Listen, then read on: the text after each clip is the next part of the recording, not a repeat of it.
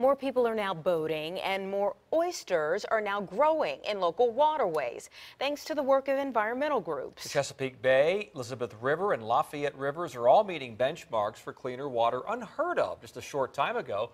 Investigative reporter Chris Horne shows us how that progress could be stopped by a proposal for massive federal budget cuts. Local environmental groups don't want to end up on the losing end of a budget battle. They're hoping they can escape a financial rip current, a proposed 90% budget cut that could run all of their efforts aground.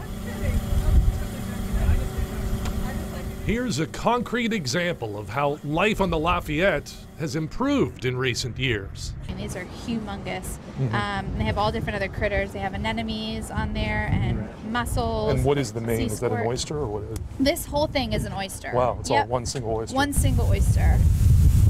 Groups such as the Chesapeake Bay Foundation and the Elizabeth River Project are excited about a tide of forward momentum, the recent progress in cleaning up our waters. Here in the Lafayette River, we have taken this off of the impaired waters list for bacteria. So just in about 6 years, we've been able to reduce bacteria in this river to a level which is safe for recreational contact.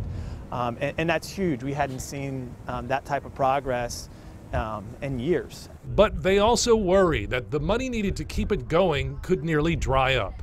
The proposed federal budget for the EPA's Chesapeake Bay program, the pot of money that funds local groups, would slash their allotment by 90%. To have the federal government take the foot off the gas, so to speak, and just say, let's stop, it just makes no sense. The Lafayette River is the first waterway in Virginia to reach an acreage goal for self-sustaining oysters. And then beyond the river lies a target for the entire bay. We really feel like the stars are aligning to be able to meet that very ambitious goal of the 10 billion oysters by 2025. That excitement has spread to the grassroots, getting people like Amy Flora to get on board. Clean water, clean water. Flora says that's the difference since she moved to a home on the Lafayette 7 years ago. She's now involved with oyster gardening. That's taking one-year-old oysters and planting them near her dock where they get bigger. Our river has really come a long way, and wildlife we're seeing that we've never seen before.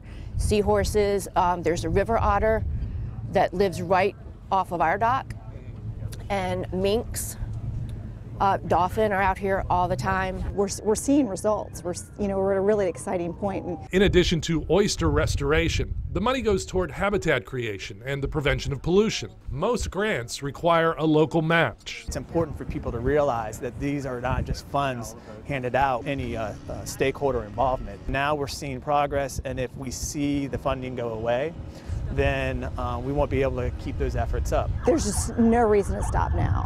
It's up to Congress whether to approve the 90% funding cut. Senators Tim Kaine and Mark Warner and Congressman Scott Taylor and Rob Whitman all tell us they'll fight to keep the funding in place. We'll keep you posted on the process. Chris Horne, 10 on your side.